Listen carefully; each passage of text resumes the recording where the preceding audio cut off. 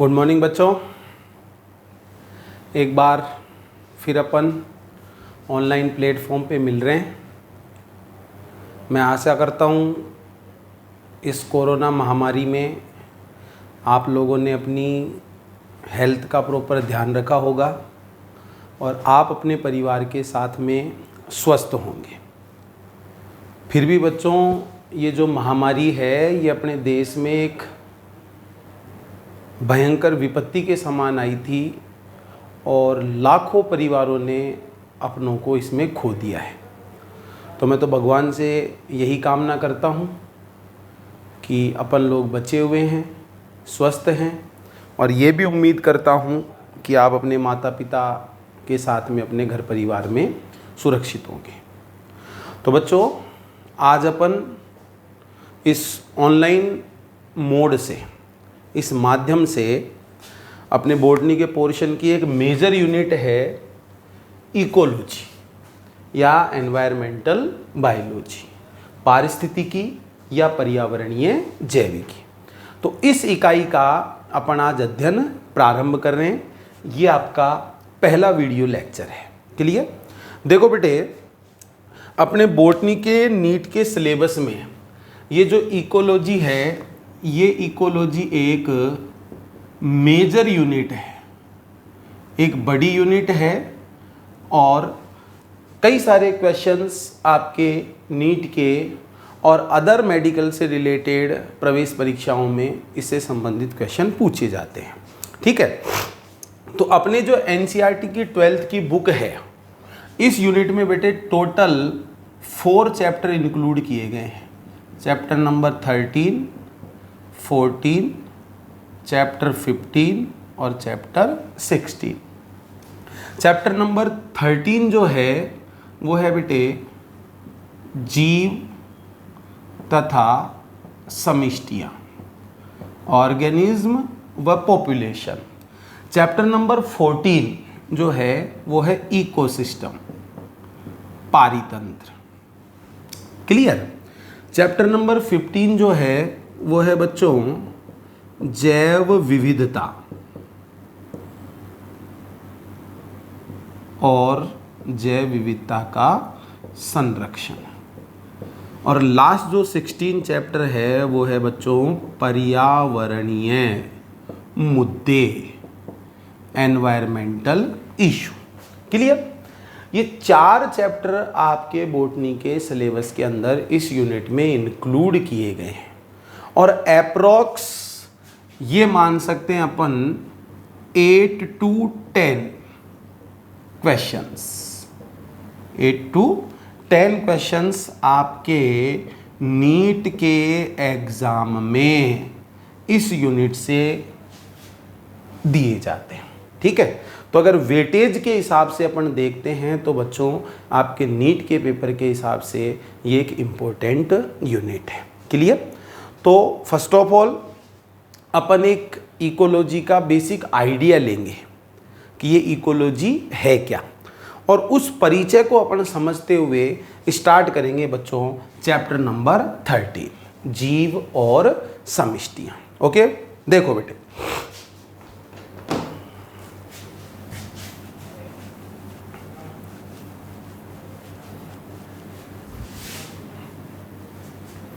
तो सबसे पहले बच्चों अपन स्टार्ट कर रहे हैं chapter number 13, organisms and population, जीव तथा समष्टियाँ, जीव तथा समष्टियाँ। ये चैप्टर बच्चों अपन आज इस फर्स्ट वीडियो लेक्चर में स्टार्ट कर रहे हैं। अब अपने एनसीईआरटी में बिगिनिंग सेक्शन में क्या दिया गया है, कैसे इस चैप्टर की शुरुआत की गई है, कैसे हमको इकोलॉजी के बारे में समझाया गया है, उसको बेटे अपन थोड़ा सा समझते हैं। देखो, हमारा जो बायोलॉजिकल वर्ल्ड है, बायोलॉजिकल वर्ल्ड जीव विज्ञानीय संसार। ध्यान से समझेंगे बेटे, हमारा जो बायोलॉजिकल वर्ल्ड है, जीव विज्ञानीय संसार है, इस संसार में एक लुभावनी, आश्चर्यचकित करने वाली लुभावनी बच्चों क्या पाई जाती है? जैव विविधता पाई जाती है। हम हमारे चारों तरफ खूब सारे अलग अलग प्रकार के छोटे बड़े विभिन्न आवासों में रहने वाले जीव जंतुओं को देखते हैं। तो बायोलॉजिकल वर्ल्ड में एक लुभावनी जैव विविधता पाई जाती है, और साथ साथ बच्चों क्या देखने को मिलती है? आश्चर्यजनक जटिलता भी देखने को मिलती है। किसमें? हमारे बायोलॉजिकल वर्ल्ड में। अब बच्चों ये जो बायोलॉजिकल वर्ल्ड है, अब अगर इसमें अपन बात करें जीव विज्ञानीय संगठन की, कि साहब ये बायोलॉजिकल वर्ल्ड है, ये बायोलॉजिकल वर्ल्ड बना कैसा है, इसका ऑर्गेनाइजेशन कैसा है? तो बच्चों जीव विज्ञानीय जो संगठन होता है, इस जीव विज्ञानीय संगठन के विभिन्न क्या होते हैं? स्तर होते हैं। आपने बेटे 11th क्लास में जो बायोडाइवर्सिटी वाली यूनिट अपन मान सकते हैं, chapter first living world, biological classification, इन सब में आपने सीखा होगा सजीव निर्जीव, सजीवों को निर्जीवों से अपन कैसे अलग कर सकते हैं। तो अगर बायोलॉजिकल लेवल पर अपन देखते हैं, जैविक स्तर पर अपन देखते हैं, तो बच्चों कई सारे स्तर पाए जाते हैं। कहानी जो स्टार्ट होती है बायोलॉजिकल वर्ल्ड की, वो स्टार्ट होती है बच्चों वृहद अणु, मैक्रो मॉलिक्यूल्स। और वृहद अणु को अपन उदाहरण से जैसे अपन समझ सकते हैं, जैसे कि मान लो कार्बोहाइड्रेट है, लिपिड है, प्रोटीन है, डीएनए है, आरएनए है, इन सबको बच्चों अपन क्या मान सकते हैं? वृहद अणु मान सकते हैं। इन वृहद अणुओं के मिलने से बनते हैं सब सेल्यूलर एलिमेंट्स, उप कोशिकीय अवयव। उपकोशिकीय अवयव, या इनको बच्चों अपन सेल ऑर्गेनल्स, कोशिकांग भी मान सकते हैं। लाइक माइटोकॉन्ड्रिया है, एंडोप्लाज्मिक रेटिक्यूलम है, क्लोरोप्लास्ट है, वैक्यूल है, और भी बहुत सारी चीज़ें हैं जो सेल के अंदर पाई जाती है। ठीक है, तो मैक्रोमोलिक्यूल से ये उपकोशिकीय अवयव बनते हैं। अब इन कोशिकांगों से मिलकर बनती है बच्चों सेल, कोशिका। क्लियर? कोशिकाओं से मिलकर बनते हैं ऊतक, ऊतकों से मिलकर फिर बन जाएगा बच्चों व्यष्टि जीव, इंडिविजुअल ऑर्गेनिज्म। ऊतक से आगे फिर मान लो अंग भी हैं, तंत्र भी हैं, तो वो अलग अलग जीवों के अंदर बच्चों संगठन का स्तर अलग अलग हो सकता है कि भाई वो ऑर्गेनिज्म है, वो सिंपल ऑर्गेनाइजेशन वाला है, कम कॉम्प्लेक्स है, या ज़्यादा कॉम्प्लेक्स है। तो ये तो अपन सिंपली बता ही सकते हैं कि भाई सभी जो जीव होते हैं वो सभी जीव कोशिकाओं से मिलकर बने हुए होते हैं। ऐसा आपने सेल थ्योरी के अंदर भी पढ़ रखा है। तो ऊतकों से मान लो एक इंडिविजुअल बन गया, व्यष्टि जीव। फिर एक जैसे जीवों के मिलने से बनती है बच्चों समिष्टियाँ। एक जैसे जीवों के मिलने से क्या बनती है? समिष्टियाँ, पॉपुलेशन।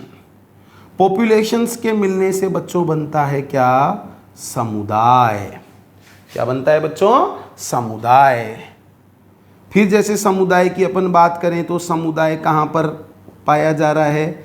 पारितंत्र, इकोसिस्टम। इकोसिस्टम से आगे और अपन बढ़ते हैं तो बच्चों जैसे जीवों या बायो।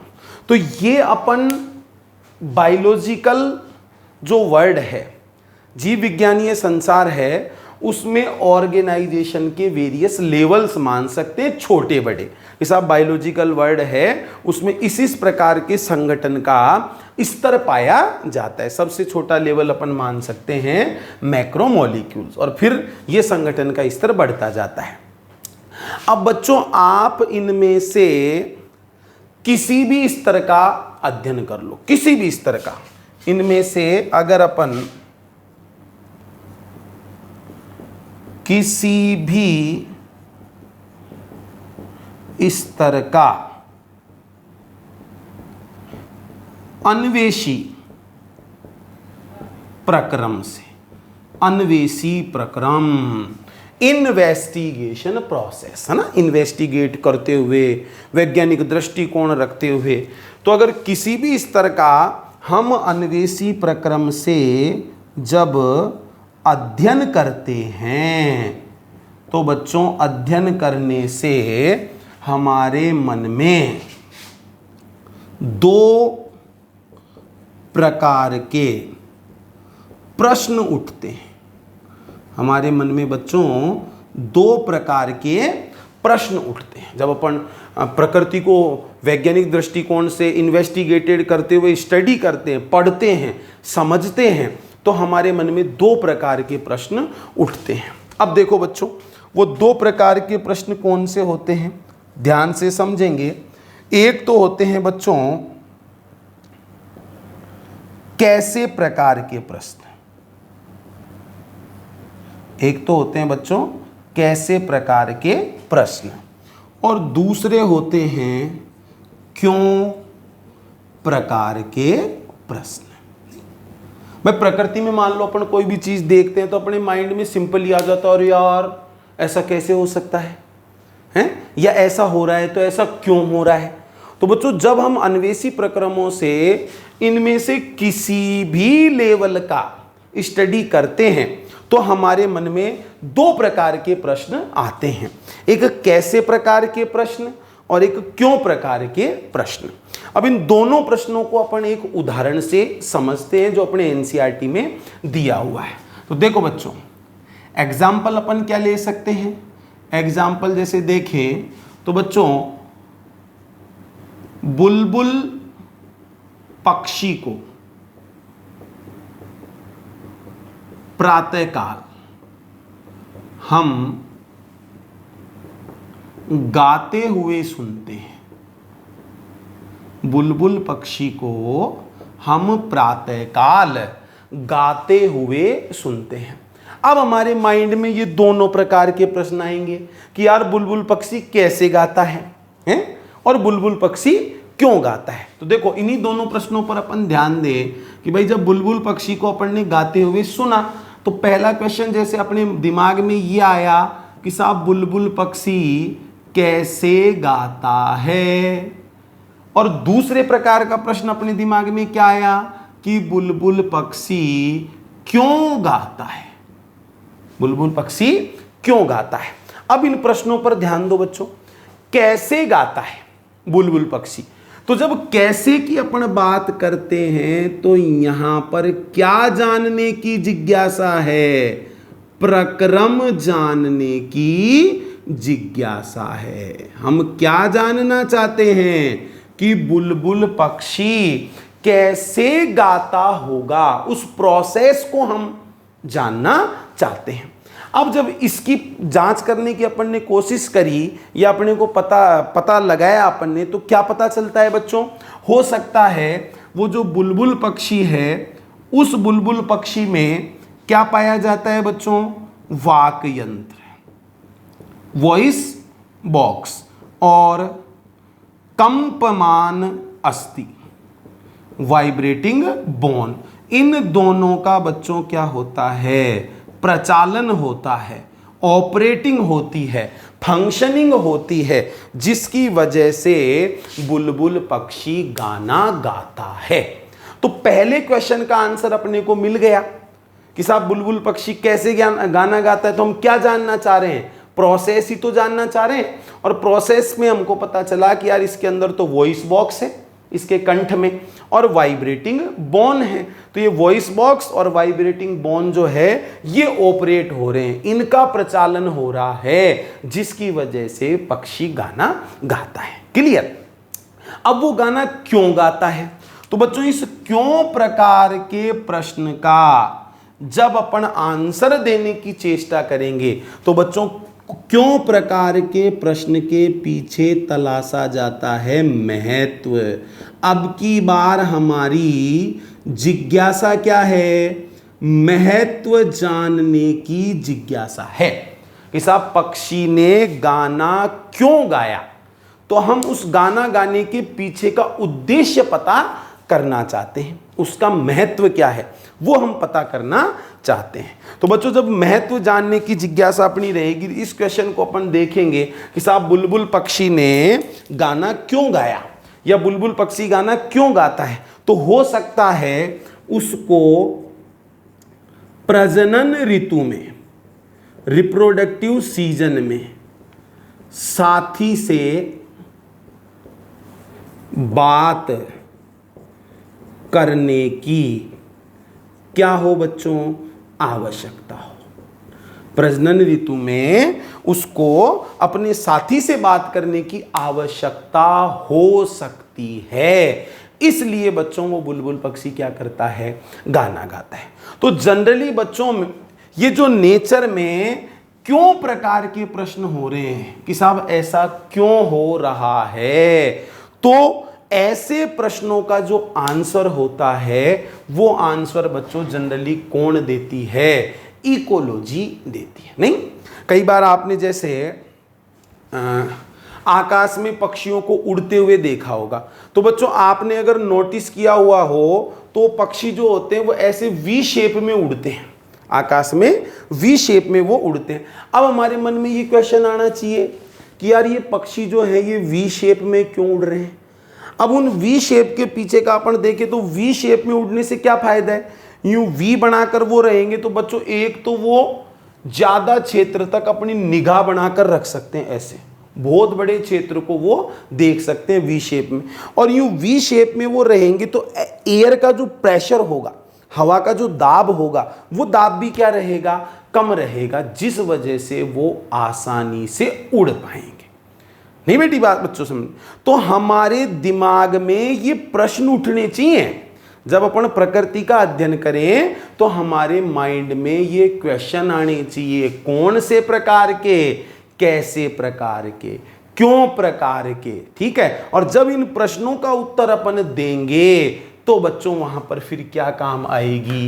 इकोलॉजी काम में आएगी। नहीं बेटी बात? जब हमारा दृष्टिकोण, हमारा व्यू वैज्ञानिक हो जाता है, जब हम प्रकृति का अध्ययन वैज्ञानिक दृष्टिकोण से करते हैं, तो ऐसे कई प्रकार के प्रश्न हमारे माइंड के अंदर आते हैं। ठीक है, और उन प्रश्नों का आंसर बच्चों अपने को कौन देती है? इकोलॉजी देती है।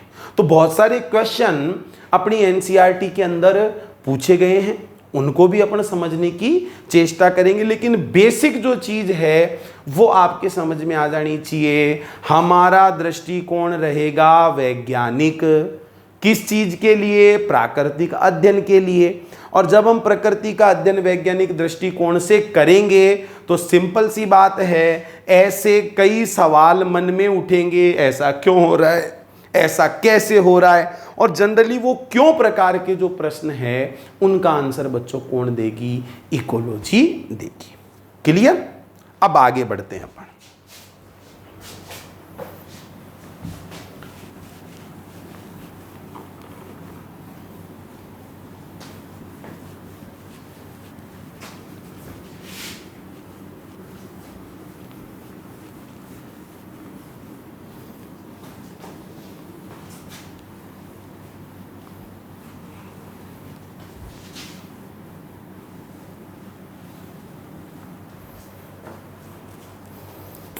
अब देखो बच्चों, ऐसे ही कुछ प्रश्न और हैं, उन प्रश्नों के आंसर अपन देंगे तो थोड़ा सा अपने अंदर इकोलॉजी के संदर्भ में इंटरेस्ट उत्पन्न हो जाएगा कि यार ऐसी चीज़ों के बारे में अपने को अवेयर कौन कर रही है, उनके बारे में अपने को इन्फॉर्म कौन कर रही है? इकोलॉजी कर रही है। जैसे अपन मान लो एक क्वेश्चन की बात करें एक क्वेश्चन अपनी बुक में पूछा गया है, क्या रात्रि में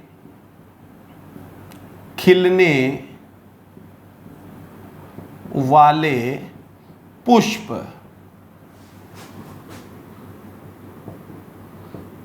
आमतौर पर सफेद क्यों होते हैं? रात्रि में जो खिलने वाले फ्लावर होते हैं, नाइट ब्लूमिंग जो फ्लावर होते हैं, जो नाइट में खिलते हैं, वो जनरली बच्चों सफ़ेद रंग के होते हैं। अब इसके पीछे उद्देश्य क्या है? तो देखो ऐसा क्यों हुआ, जानने की कोशिश करो कारण को।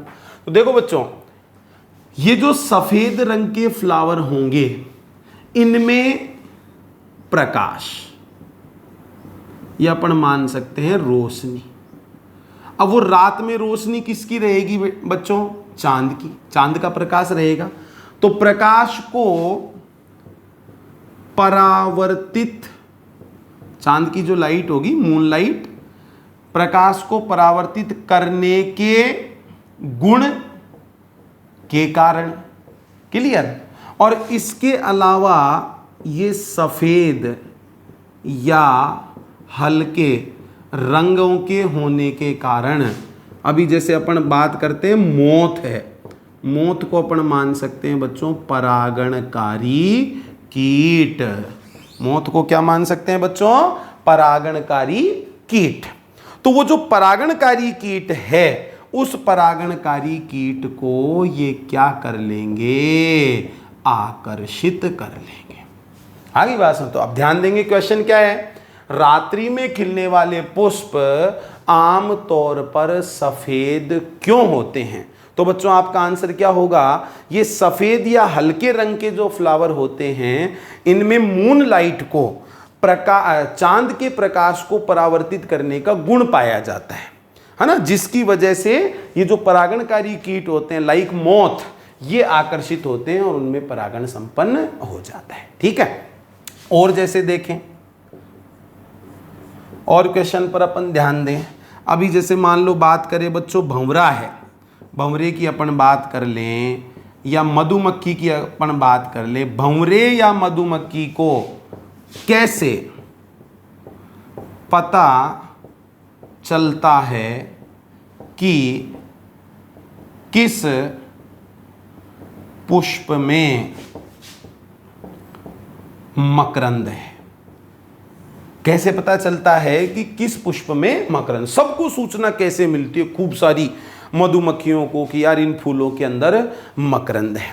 तो ध्यान देंगे बच्चों, कोई एक भंवरा या एक मधुमक्खी की बात करें तो ये स्काउटिंग कार्य करता है। मतलब एक प्रकार से ये मान लो ये कार्य करता है खोज का।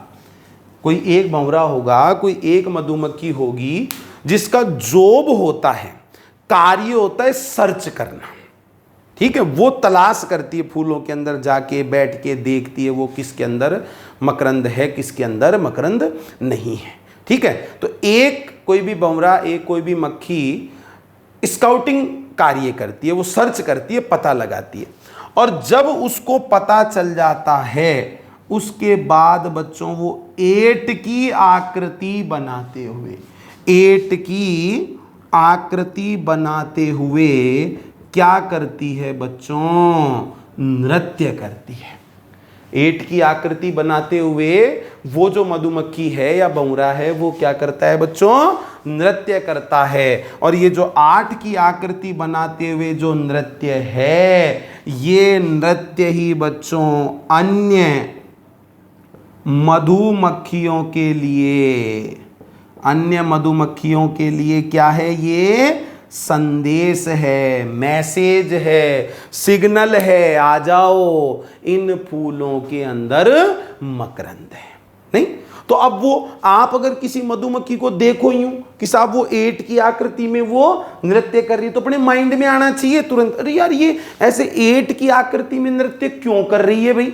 ऐसा करने से उसको क्या फायदा हो रहा है? तो वो 8 की आकृति में नृत्य करने की वजह से वो अपने दूसरे साथियों को, दूसरी मधुमक्खियों को संदेश दे रही है कि भाई मैंने मकरंद की खोज कर ली है, पता लगा ली है। नहीं तो ये जब हमारा दृष्टिकोण, हमारा विजन जब साइंटिफिक होता है प्रकृति के अध्ययन करने का, तब ऐसे खूब सारे क्वेश्चन अपने को नेचर में देखने को मिलते हैं।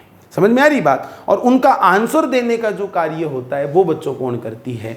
इकोलॉजी करती। और देखो और क्वेश्चन देख लेते हैं, एक दो उदाहरण जो अपनी बुक में दिए हुए हैं।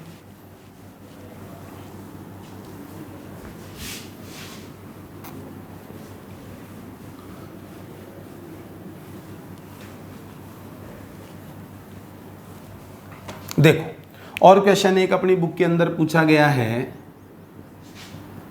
कैक्टस में इतने सारे कांटे क्यों होते हैं? कैक्टस में इतने सारे कांटे क्यों होते? तो अपने माइंड में अब ये क्वेश्चन आ गया, कैक्टस के प्लांट को अपन देखेंगे, यार इसमें तो इतने सारे कांटे हैं, अब ये कांटे क्यों हैं? तो देखो बच्चों, जो ये कैक्टस का पादप है, ये बच्चों जलाभाव, जल की कमी वाले मरुस्थलीय आवास में उगता है। कहां पर उगता है? ये मरुस्थलीय आवास में उगता है, जहां पर पानी की क्या होती है? कमी होती है। अब ऐसे आवास में उगता है तो इस पादप की जो पत्तियां हैं, वो पत्तियां बच्चों किस में रूपांतरित हो जाती है? कांटों में रूपांतरित हो जाती है। और जो वो तना होता है, वो तना बच्चों कैसा होता है? हरा होता है। अब वो हरा जो तना है, वो हरा तना परभक्षियों से, प्रीडेटर्स से क्या रहता है? सुरक्षित रहता है। हरा तना परभक्षियों से क्या रहेगा? सुरक्षित रहेगा। परभक्षियों से वो पादप बच जाएगा। किसकी वजह से? कांटों की उपस्थिति के कारण। और साथ ही बच्चों कांटों में कौन बदली थी? पत्तियां। तो पत्तियां कांटों में बदलने की वजह से क्या होगा? वाष्पोत्सर्जन से होने वाली जो जल हानि है बच्चों, वो जल हानि क्या हो जाएगी? कम हो जाएगी। ठीक है, इस वजह से जो कैक्टस का पादप होता है उसमें बच्चों इतने सारे कांटे पाए जाते। और क्वेश्चन अपनी बुक के अंदर पूछा गया है, ध्यान दो अगले क्वेश्चन पर। चूजे अपनी मां को कैसे पहचानते हैं? चूजे जो होते हैं, वो चूजे अपनी मां को कैसे पहचानते हैं? अब बच्चों ये जो चीज होती है, ये चीज संभव होती है किसके द्वारा? व्यवहारिक अनुकूलन के द्वारा। बिहेवियरल अडेप्टेशन होता है, कुछ व्यवहार में बदलाव होते हैं, या ऐसे मान लो व्यवहार से संबंधित अनुकूलन उनमें पाए जाते हैं, जिसकी वजह से चूजे जो होते हैं वो अपनी मां को पहचान लेते हैं। तो बात वो की वही है, जब हमारा दृष्टिकोण, हमारा विजन वैज्ञानिक होगा और फिर हम अपने आसपास की चीज़ों का अध्ययन करेंगे, तो ऐसे क्यों प्रकार के, कैसे प्रकार के कई सारे प्रश्न हमारे मन में उठेंगे। और उन प्रश्नों का आंसर बच्चों इस इकोलॉजी के माध्यम से अपन दे सकते हैं। जनरली जो क्यों प्रकार के प्रश्न होते हैं, मैं पहले ही आपको बता चुका, ऐसा क्यों हो रहा है, ऐसा क्यों है, तो क्यों प्रकार के प्रश्नों के पीछे बच्चों इंपॉर्टेंस, सिग्निफिकेंस, महत्व को तलाशा जाता है। उन सभी प्रश्नों के आंसर कौन देती है? इकोलॉजी देती है। तो ये बच्चों एक इकोलॉजी का परिचय हो गया। अब अपन बात करते हैं इकोलॉजी की सिस्टमैटिक डेफिनेशन की, परिभाषा की।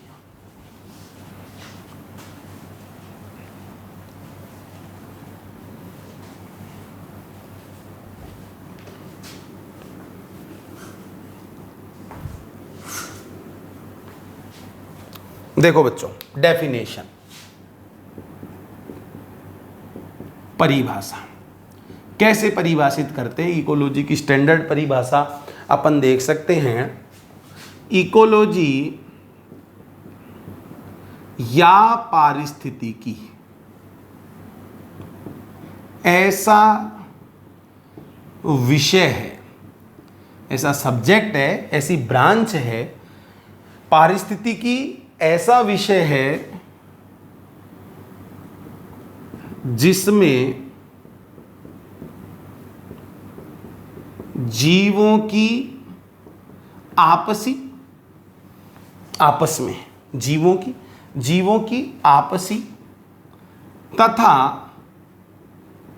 जीवों व उनके भौतिक पर्यावरण, जीवों की आपसी तथा जीवों व उनके भौतिक पर्यावरण के बीच होने वाली पारस्परिक क्रियाओं का अध्ययन किया जाता है। समझ में आई बच्चों डेफिनेशन? वापस से समझेंगे। इकोलॉजी एक ऐसा विषय है, एक ऐसी शाखा है जिसमें अध्ययन किस चीज का किया जा रहा है? जीवों की आपस में पारस्परिक क्रिया। नहीं बेटे, बात समझ में? अभी जैसे मान लो हिरण है, नहीं, अब हिरण को जैसे अपन जनरली देखते हैं तो वो जंगल के अंदर झुंड में विचरण करते हैं, खूब सारे मिलकर, और ऐसे झुंड में जंगल के अंदर वो विचरण कर रहे हैं। अब झुंड में जाने के पीछे उद्देश्य क्या है? यार कोई शिकारी जानवर हो, कोई परभक्षी हो, तो वो मिलकर या तो उसका सामना करें, या फिर मान लो किसी को भी दिख जाए तो वो कोई संकेत दे दे। नहीं तो अब भी जैसे मान लो झुंड के अंदर विचरण कर रहे हैं, भोजन की तलाश में गए, किसी ने कोई खतरा भांप लिया तो मान लो कोई ध्वनि मान लो या कोई संकेत मान लो, पूंछ को ऐसे ऊपर उठाकर जैसे हिला रहे हैं, तो बच्चों वो संकेत हैं उसके बाकी साथियों के लिए कि भाई खतरा है और यहाँ से अपने को भागना चाहिए। नहीं बेटी, बात समझ में? अब ऐसी जो चीजें हैं इनका स्टडी कौन करती है? इकोलॉजी करती है। तो जीवों की आपसी तथा जीवों और उनके भौतिक पर्यावरण के बीच होने वाली पारस्परिक क्रियाओं का अध्ययन कौन करेगी? इकोलॉजी। अभी जैसे गर्मी है, अब गर्मी का मौसम है, तो बच्चों अपन जानते हैं बाहर टेम्परेचर बहुत ज्यादा है, नहीं? अब जीव और उसका पर्यावरण ये दोनों एक दूसरे से जुड़े हुए हैं, परस्पर क्रियाशील होते हैं। एक चीज आप और समझ लेंगे बच्चों, ध्यान देंगे, जीव और उस जीव का पर्यावरण, इस चीज को ध्यान से समझना बच्चों। जीव और उसका पर्यावरण, नंबर 1 परस्पर आश्रित। ये एक दूसरे पर क्या होते हैं बच्चों? परस्पर आश्रित होते हैं, इंटर डिपेंडेंट होते हैं। नंबर 2, और ये परस्पर क्या होते हैं बच्चों?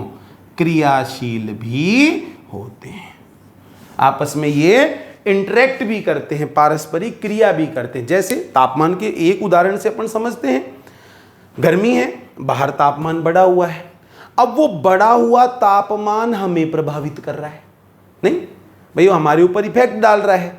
तो अब वो तापमान बढ़ गया तो उसके अकॉर्डिंग हम अनुक्रिया कर रहे हैं, रेस्पॉन्स दे रहे हैं। क्या रेस्पॉन्स दे रहे हैं? हमारी पसीना ग्रंथियां हैं, उनकी वजह से पसीना बाहर आ रहा है, और वो पसीना जब भाप बन के उड़ता है तो हमको शीतलन, ठंडक महसूस होती है। तो हमारे शरीर ने पसीना रिलीज किया, हवा चलने पर हमको ठंडक महसूस हुई। ये बच्चों ताप से हमारी परस्पर क्रिया हुई, ताप ने हमको प्रभावित किया, तभी तो ऐसा हुआ।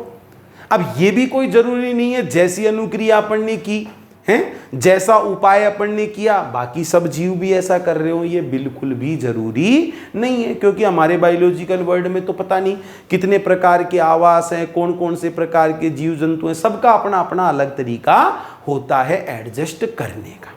आगे बात समझ में? तो परिभाषा में सिंपल सी चीज दिख रही है, जीव आपस में भी एक दूसरे पर आश्रित है, आपस में भी वो क्रियाएं करते हैं और अपने वातावरण से भी वो क्रियाशील है, वातावरण से भी वो क्रिया करते। इन सब चीजों का अध्ययन जीव विज्ञान की जिस शाखा में किया जाता है उसी को बच्चों हम क्या कहते हैं? इकोलॉजी कहते हैं। तो आपके माइंड में इकोलॉजी की परिभाषा एकदम क्लियर हो जानी चाहिए। नाम से ही पता चल रहा है बच्चों, एनवायरमेंटल बायोलॉजी, पर्यावरणीय जैव की, पर्यावरण, परि चारों ओर, हमारे चारों ओर के पर्यावरण का हमको वैज्ञानिक दृष्टिकोण से अध्ययन करना है, उसी में अपने को बायोलॉजी लगानी है। बस बच्चों वही क्या है? इकोलॉजी। क्लियर? अब कुछ फैक्ट अपन समझ लेते हैं। ध्यान देंगे बच्चों, ये जो इकोलॉजी टर्म है, इकोलॉजी शब्द, ये इकोलॉजी शब्द दिया गया था बच्चों सर्वप्रथम हैंस रीटर। वैज्ञानिक का नाम क्या था? हैंस रीटर। हैंस रीटर के द्वारा ये इकोलॉजी शब्द सर्वप्रथम दिया गया था 1868 में। आगे बात समझ में? तो इकोलो अगर ऐसा क्वेश्चन आपसे पूछा जाता है कि इकोलॉजी शब्द सर्वप्रथम दिया गया और अगर ऑप्शंस में जितने भी ऑप्शंस दिए हुए हैं उन ऑप्शंस में हैंस रीटर भी है, तो बच्चों अपना आंसर क्या जाएगा? हैंस रीटर जाएगा। Who is father of ecology? पारिस्थितिकी के जनक, पारिस्थितिकी के जनक। ये भी बच्चों किसको कहा जाता है? Hans Reiter. इनको पारिस्थितिकी का जनक कहा जाता है। नेक्स्ट, अब जो एक पॉपुलर इकोलॉजिस्ट हैं वो है बच्चों अर्नस्ट हैकल। अर्नस्ट हैकल। अर्नस्ट हैकल ने बच्चों ये जो इकोलॉजी टर्म है ना, इस इकोलॉजी टर्म को व्यापक रूप से समझाया था, एक्सप्लेन किया था, डेस्क्राइब किया था इसको डिटेल में। सबसे पहली बार इकोलॉजी क्या होती है, इसमें क्या करते हैं, इन सब चीज़ों को पहली बार डिटेल से जो समझाने का कार्य था वो किसने किया था बच्चों? अर्नस्ट हैकल ने किया था। अपने इंडिया के रेफरेंस में अगर अपन देखें, ध्यान देंगे बच्चों, father of Indian ecology, father of Indian ecology, तो ये हैं बच्चों प्रोफेसर रामदेव मिश्रा। तो क्वेश्चन अगर अपन से पूछा जाता है who is father of ecology? Hans Reiter. Ecology term first time given by Hans Reiter हैं। पहली बार ऐसे व्यापक रूप से इकोलॉजी टर्म को एक्सप्लेन करना, उसका महत्व समझाना, ये कार्य विस्तृत रूप से किसने किया था? अर्नेस्ट हैकल ने किया था इन 1886। ठीक है। और बच्चों पादपों के अध्ययन के लिए, पादपों के अध्ययन के लिए इकोलॉजी शब्द का सर्वप्रथम प्रयोग, पादपों के अध्ययन के लिए इकोलॉजी शब्द का जो सर्वप्रथम प्रयोग था, ये सर्वप्रथम प्रयोग किया था बच्चों वार्मिंग। साइंटिस्ट का नाम क्या है? वार्मिंग। ठीक है। तो हालांकि साइंटिस्टों से रिलेटेड क्वेश्चन ज़्यादा नहीं पूछे जाते हैं, फिर भी बच्चों ये जो 2-3 साइंटिस्ट हैं इनके बारे में बच्चों अपने को पता होना चाहिए। आगे बात समझ में, जैसे हैंस रीटर है, अर्नेस्ट हैकल है, प्रोफेसर रामदेव मिश्रा है, वार्मिंग, इन्होंने क्या क्या काम किया ये मैंने बच्चों आपको समझा दिया है। आगे बात समझ में। अब आगे बढ़ते हैं।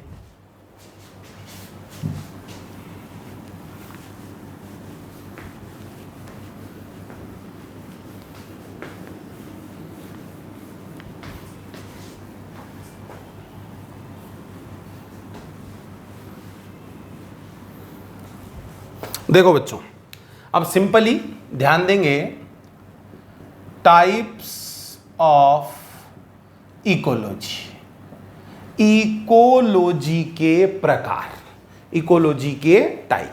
अब बच्चों टाइप बताने के लिए कोई ना कोई बेसिस होना चाहिए, है ना। तो अगर अपन टाइप की बात करते हैं तो ध्यान देंगे संगठन के स्तर के आधार पर कि यार जो ऑर्गेनाइजेशन है उस ऑर्गेनाइजेशन का लेवल कैसा है, कोई छोटा लेवल है, बड़ा लेवल है, या है कौन सा, उसको ध्यान में रखते हुए बच्चों जो इकोलॉजी है संगठन के स्तर के आधार पर दो प्रकार की इकोलॉजी बताई गई है। एक तो है बच्चों ऑटो इकोलॉजी और एक है बच्चों सिन इकोलॉजी। ऑटो इकोलॉजी को हिंदी में कहते हैं स्व पारिस्थितिकी और सिन इकोलॉजी को हिंदी में कहेंगे बच्चों समपारिस्थितिकी। क्लियर? अब देखो इनमें क्या डिफरेंस है, ध्यान से समझेंगे।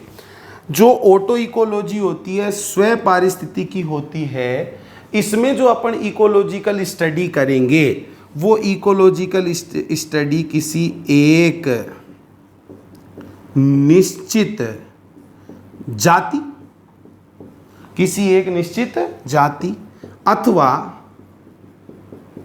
जाति के किसी एक सदस्य का पारिस्थितिकीय अध्ययन, किसी एक निश्चित जाति या उस निश्चित जाति के किसी एक सदस्य का पारिस्थितिकीय अध्ययन अगर किया जाता है तो बच्चों उसको कहा जाता है यहाँ पर स्व पारिस्थितिकी या ऑटो इकोलॉजी। तो बच्चों यहाँ पर जो अध्ययन होता है इकोलॉजिकल अध्ययन, वो अध्ययन बच्चों किससे संबंधित होता है, स्पीशीज या किसी एक निश्चित जाति से संबंधित होता है। इसलिए बच्चों ऑटो इकोलॉजी को स्पीशीज इकोलॉजी भी कहा जाता है। अब जैसे मैं आपको एक उदाहरण से समझाऊं, भरतपुर में बच्चों केवला देव में, ठीक है, हर साल प्रवासी पक्षी आते हैं, साइबेरिया और ठंडे इलाकों से प्रवासी पक्षी आते हैं। अब मान लो अध्ययन का केंद्र बस वो पर्टिकुलर वो ही जाती है, साइबेरियन क्रेन, है ना, साइबेरियन सारस, उसी का अध्ययन करते हैं, कब आता है, कब जाता है, इसका भोजन कैसा होता है, प्रजनन ऋतु कैसी होती है, अंडे कितने देता है, कैसे देता है, कौन सी घास खाता। तो वहाँ पर बच्चों अध्ययन का जो केंद्र है वो अध्ययन का केंद्र एक निश्चित जाति है और फिर अपन उससे वातावरण की आपस में पारस्परिक क्रिया देख रहे हैं तो वो स्व पारिस्थितिकी है। क्लियर? इधर ध्यान दो, सिन इकोलॉजी की अपन बात करते हैं तो यहाँ पर जो पारिस्थितिकीय अध्ययन किया जाता है वो पारिस्थितिकीय अध्ययन बच्चों किसका होता है, समुदाय का होता है। अपन आगे पढ़ेंगे अब समुदाय के बारे में। समुदाय को बच्चों अपन जातियों का या आपस में परस्पर क्रिया करने वाली जातियों का समूह अपन मान सकते हैं। तो यदि पारिस्थितिकीय अध्ययन का केंद्र कोई एक निश्चित समुदाय होता है तो बच्चों उसको अपन क्या कहेंगे, सिन इकोलॉजी। मतलब यहां पर अध्ययन का केंद्र क्या है, समुदाय है। इसलिए बच्चों सिन इकोलॉजी को कम्युनिटी इकोलॉजी या समुदाय पारिस्थितिकी भी कहा जाता है। नहीं, अभी कोई भी जैसे पारितंत्र, मान लो तालाब है, पॉन्ड इकोसिस्टम में तालाब पारितंत्र, उसके अंदर अपने को अध्ययन करना है तो वहाँ तो कोई एक जाति तो है नहीं, कई सारी जातियाँ हैं, वो एक दूसरे पर इंटरडिपेंडेंट भी हैं, आपस में क्रियाशील भी हैं, एक दूसरे से पारस्परिक क्रिया भी करती है, लाभकारी भी हो सकती है, हानिकारक भी हो सकती है। तो अध्ययन का केंद्र क्या हो गया, समुदाय हो गया। तो वो समुदाय क्या कहलाएगा बच्चों, सिन इकोलॉजी कहलाएगा। क्लियर? तो ये बच्चों आज आपकी इस मेजर यूनिट का पहला लेक्चर था। इसमें अपन ने पहले तो बेसिक चीज़ों को समझा कि जीव विज्ञानीय संगठन के क्या क्या स्तर होते हैं, हैं। उन स्तरों को जब अपन अन्वेषी प्रक्रमों से समझते हैं तो हमारे मन में दो प्रकार के क्वेश्चन आते हैं। किस प्रकार के क्वेश्चन में क्या राज छिपा हुआ होता है वो अपन ने समझा। क्यों प्रकार के प्रश्नों का आंसर कौन देती है, इकोलॉजी देती है। क्लियर। और कुछ उदाहरण से मैंने आपको उन प्रश्नों का आंसर भी दिया है। इकोलॉजी को परिभाषित किया गया, कुछ तथ्य अपन ने पढ़े, शब्द किसने दिया है, who is father of Indian ecology, who is father of ecology. और ये संगठन के स्तर के आधार पर दो प्रकार की अपन ने इकोलॉजी देखी, एक ऑटो इकोलॉजी और एक सिन इकोलॉजी। तो बच्चों इससे आगे का जो पोर्शन है वो आगे का पोर्शन अपन नेक्स्ट वीडियो लेक्चर में स्टडी करेंगे। Thank you.